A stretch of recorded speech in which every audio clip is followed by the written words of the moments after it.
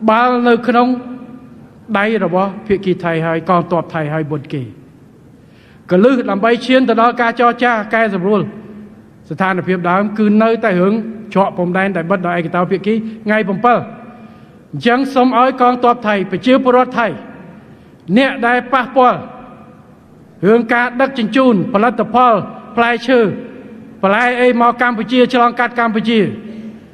បើសិនជាការលំបាកសូមប្រាប់ទៅកងទ័ពថៃឲ្យបើកច្រកទៅចប់ហើយបាទសាមញ្ញបំផុតបាទកសិករថៃបាទដែលត្រូវនាំចូលមកកម្ពុជានាំចូលទៅណាផ្សេងទៀតតាមកម្ពុជាងាយស្រួលសាមញ្ញយើងចង់ឲ្យព្រំដែនវាឆ្លើយតបទៅតាមធម្មតាទេត្រឡប់ទៅស្ថានភាពមុនថ្ងៃ7វិញអញ្ចឹងសូមឲ្យបាទខាងកងទ័ពថៃដែលជាអ្នកប្រួយផ្ដើមមុនធ្វើការមុនទៅយើងចប់ហើយអត់មានចរចាអីទេបាទសាមញ្ញបំផុតឯកតោភាគីបិទឯកតោភាគីបើកចប់រឿងបាទ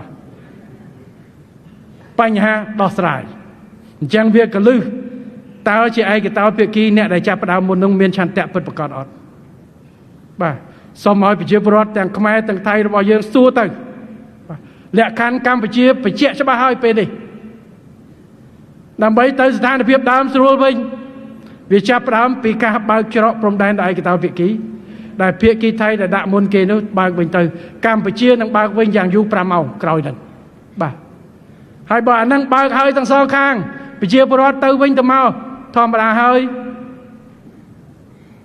កងទ័ពអាចជជែកគ្នា